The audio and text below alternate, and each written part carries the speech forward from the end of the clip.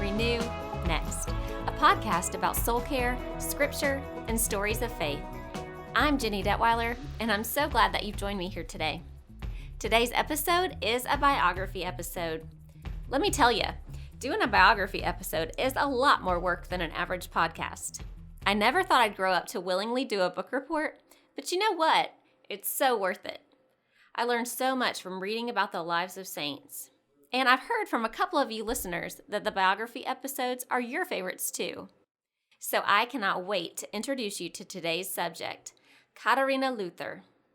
Now her husband, Martin Luther, is one of the most famous men of church history.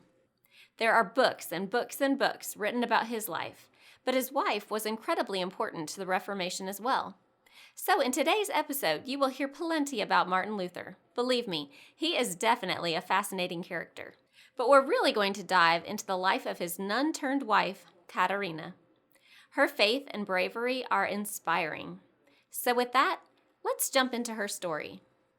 Most scholars agree that Katharina von Bora was born on January 29, 1499.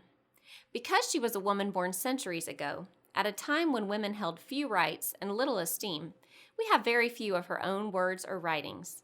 Her famous husband, Martin Luther's words, are preserved in abundance, but very few of Katharina's documents have been preserved. Of the ones there were, many have been lost or destroyed. Much of what is known about her life is from after meeting Martin Luther. Very little is known about her younger years. Even her birthplace and her mother's name are questioned. It is believed that Katharina descended from Saxon nobility. So here are the facts that are known. Her mother died in 1505 when Katharina was only 5 or 6 years old, and her father remarried within the year. Now Katharina may have descended from nobility, but her family was not at all wealthy. Her father, Hans, was a gentleman farmer, and he was in debt. They had a small parcel of land, but due to an agricultural crisis in the early 1500s, their farm did not provide enough money to care well for the entire family. One of her father's solutions to this problem was to take his 6-year-old, Katharina, and put her in a Benedictine convent cloister school. This was a common practice among nobility. Girls were often sent to cloister schools and then to convents. In this way, girls were taken care of, educated, and essentially taken off of the family's responsibility. Although it sounds slightly heartless, on a positive note, convent schools offered opportunities for girls' education in a time when most women were uneducated. Women in the Middle Ages were considered second-class citizens. Most women were illiterate. Katharina herself was only educated because she lived much of her life in a convent. 4 years after entering the cloister school, in 1509, Katharina's father arranged for his daughter to move from the cloister school to another convent, where she would become a nun. For a one-time fee, she would essentially be taken care of at the convent for life. At the convent, she would be trained and eventually take her vows as a nun. At that time for women, there were really only 2 major options for women of nobility: marriage or convent life. During the Middle Ages, convents provided a place where daughters or widows or aristocracy could stay when no suitable marriage match could be made. Paying for your daughter to enter a convent could be a cheaper option than providing an acceptable dowry if you were a family with a higher social circle. Thus, Katharina from a very young age found herself living in a convent, presumably for the rest of her life. And I know that we probably do not relate very well to convent life, so let's talk a little bit about what that could have been like. There was a very strict daily routine and regimen. The very first bell of the day rang at 2 a.m. At that time, the nuns would wake up and go recite scripture together, pray, and sing hymns. They could then go back to bed if they wanted to. At daybreak, there was another bell. 5 or more hours a day were spent meeting together for services of scripture reading, prayer, and singing. Most of the day was spent in silence. As far as I know, they were really only allowed to use their voices when reciting prayers, scripture, or for singing. And they had many chores to do during the day. Then finally, they went to bed around 7 or 8 p.m. Katharina moved to the convent around the age of 10, and at the age of 16, on October 8, 1515, Katharina made her vows and was consecrated as a nun. Vows in those days were taken extraordinarily seriously, and breaking the vows meant dire consequences. So, that's a good setup for what happens next. We'll put a pin in Katharina's life for a moment and pick her story back up in a little while. Although this podcast episode is about Katharina Luther, not her famous husband, it's important to understand his life to best understand hers. So here I'm going to dovetail over and talk about Martin Luther's life for a minute. Luther was significantly older than Katharina, and he was a very great student. He worked on a bachelor's and master's degree, and his father strongly hoped that his son would one day become a lawyer.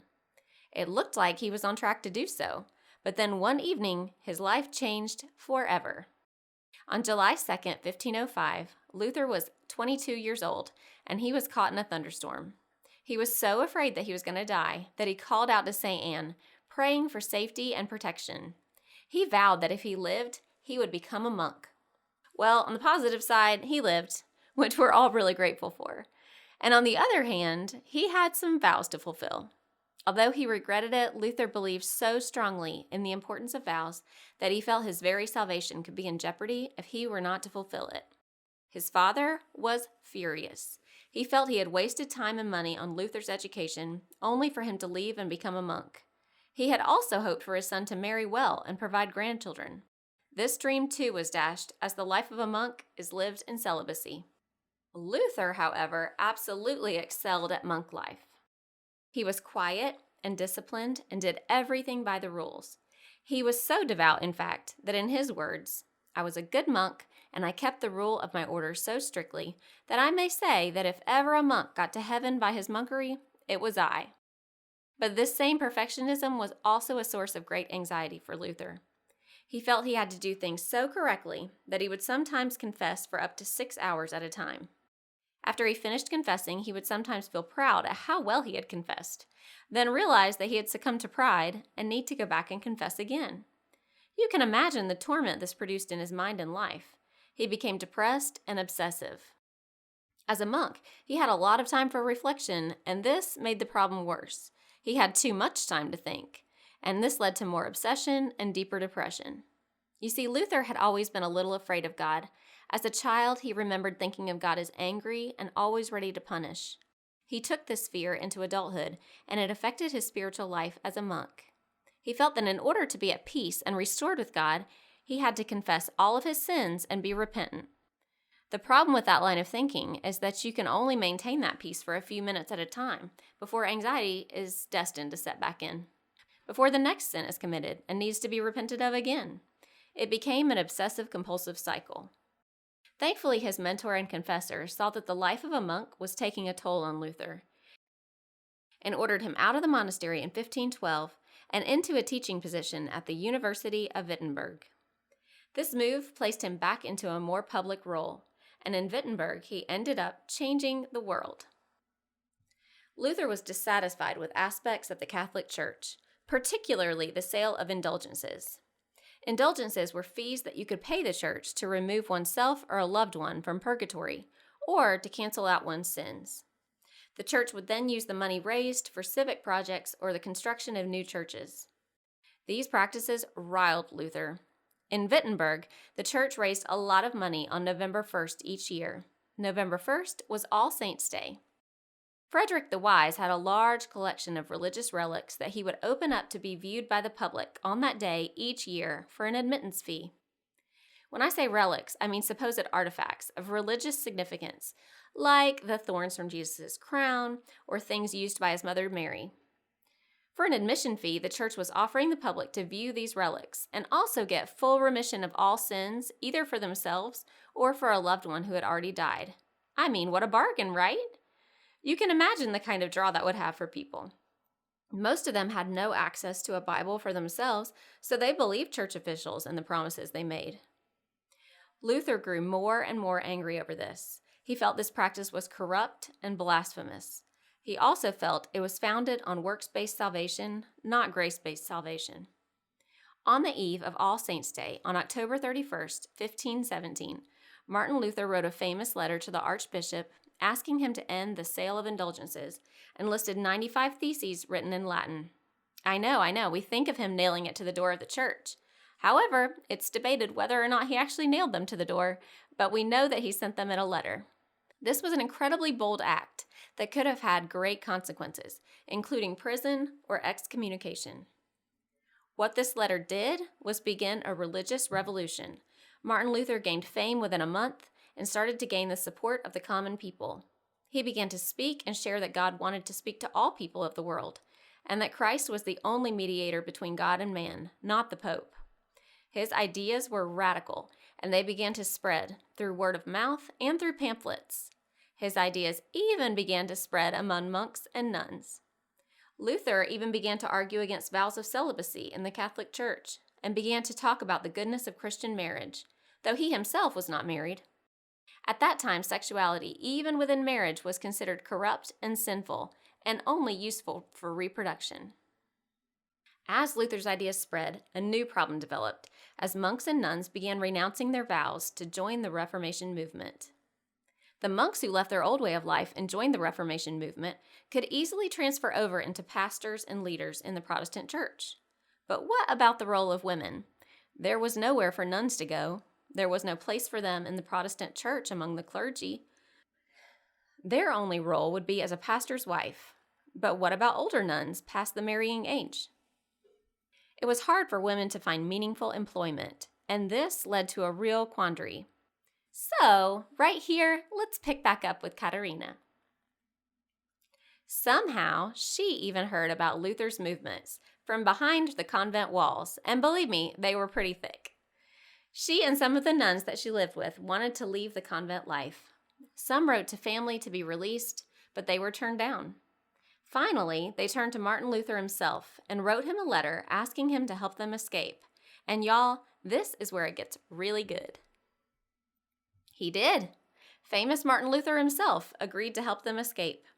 He made arrangements for them, and on April 14th, 1523, on Easter Eve, somewhere between 9 and 12 nuns, including Katharina, escaped their convent.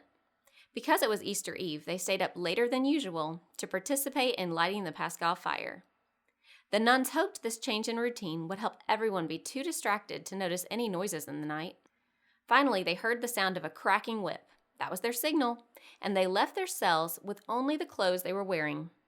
They silently climbed into a wagon outside the convent and hid under tarps. It was definitely not a conventional escape. The wagon that Luther sent was that of a herring merchant. So there's a good chance that they escaped smelling like fish. It was a miraculous escape for lots of reasons.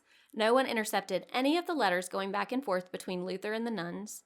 No one gave away any information. And these were women who weren't supposed to be talking during their day at all. So communication would have been hard anyway, much less trying to plan an escape. On Easter morning, though, they were free. They stopped and changed out of their habits and veils and put on regular clothing so they would blend in.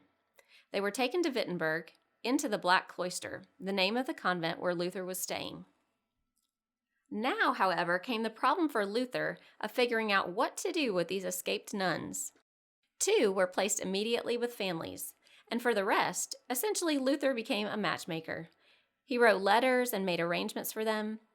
He married all of them off within months, except for an older nun who ended up finding work as a school headmistress. And that left just Katharina. Katharina soon had a suitor for herself, Jerome Hieronymus Baumgartner. It seems that she really liked him a lot and assumed they would get married. However, in the end, he did not propose and married someone else who had a better dowry. Then she was in a real lurch. She was heartbroken and had no money. Luther tried to make another match for Katharina with a pastor named Caspar Glatz, but Katharina did not like him, so she said no. Luther was angry that she had the audacity to turn down his match. Not only, though, was she bold enough to turn down the match, she actually made an even bolder move and announced an ultimatum. She was willing to marry Luther himself or his friend and fellow reformer Nicholas von Amsdorf. Wow, what a gutsy lady. This was a huge risk. She virtually had no options and was at the mercy of these men, and still she made a stand for who she was willing to spend the rest of her life with.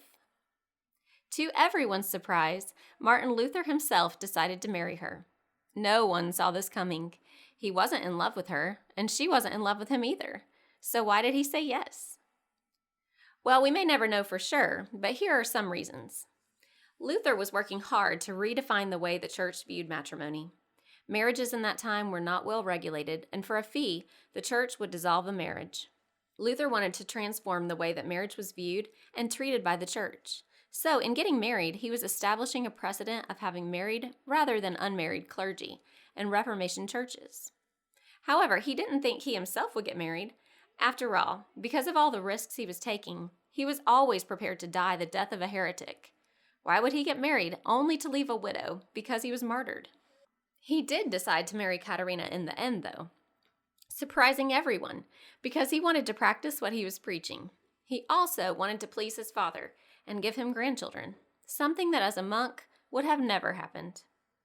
Also, and most importantly, he wanted to be obedient to Christ. So even though they weren't apparently very attracted to one another or in love when they got married, she married because he was her best option. He married because of love for Christ.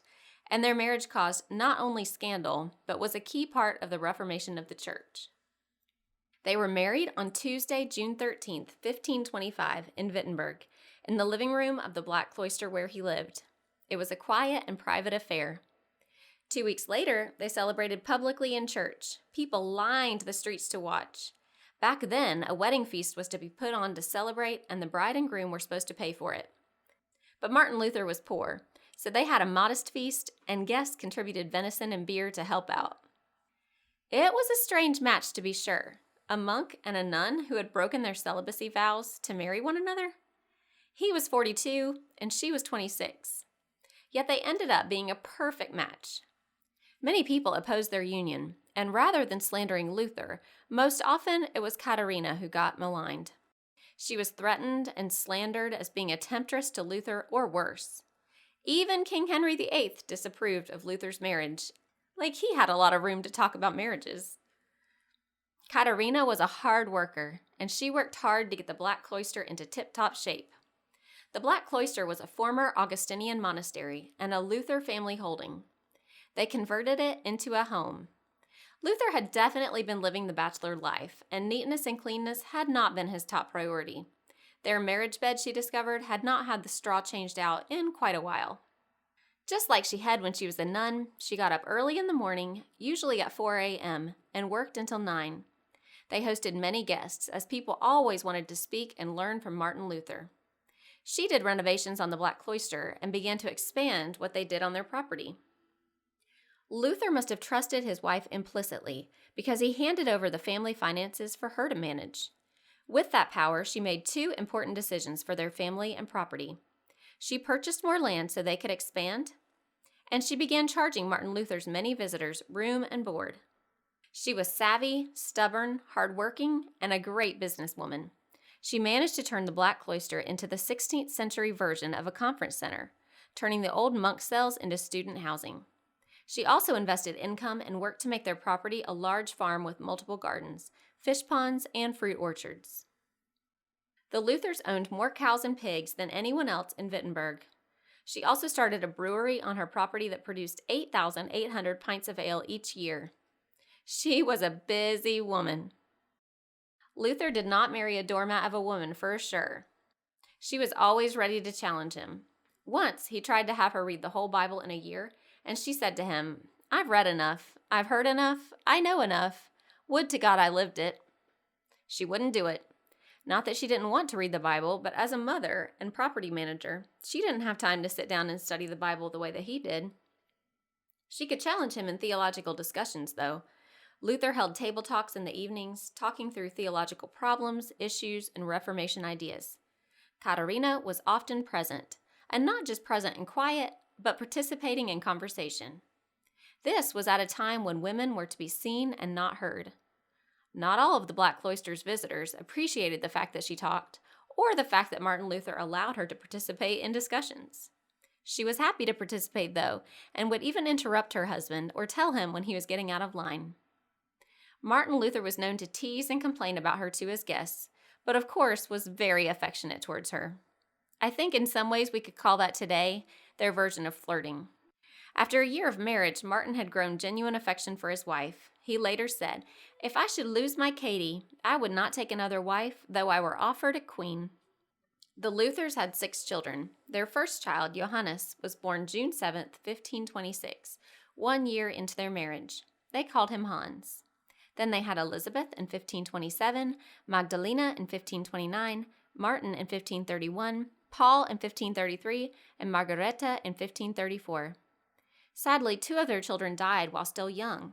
Elizabeth, their second child, died at 8 months old, and Magdalena, whom they called Lena, died at the age of 13 from an illness. Their other 4 children, though, lived into adulthood. It's really important to note that life expectancies during the Middle Ages were much lower, mostly due to infant and childhood death rates. So at the Black Cloister, they hosted friends and visitors, and they raised their children. Besides their 6 biological children, they also had up to 11 foster children living with them as well. Luther's sister and her husband died young, so they raised their 6 children. 2 of Luther's nephews and 2 poor relatives of Katharina lived with them too. It was a lively place to live, I'm sure. It seems that the Luthers co-parented, and Luther was an active participant in the parenting process. I don't think that was always common practice back then. The Luthers struggled through many obstacles that could have stressed their marriage, from everyday opposition to their union, to the stress of raising children, and many foster children, to health problems, to the death of children. Throughout the struggles and grief, they supported one another and drew strength from one another and from God. He died in 1546, and she was heartbroken. He advised her to sell the Black Cloister if he died, but she didn't want to. Although it was illegal to do so, Luther's will named Katharina his sole inheritor and the guardian of their children. It was a move ahead of the time, and it caused problems after his death. There were many disputes about this, and guardians were named for her children after his death. She was able to keep the property, though, and to keep her younger children at home with her. Although she was a savvy businesswoman, life was hard after the death of her husband. Besides grief, there were financial and stressful circumstances that developed. In 1546, Wittenberg became a military zone. They were forced to leave. When they came back in 1547, the property was in poor condition. She began begging for help from electors and authorities and tried calling in favors.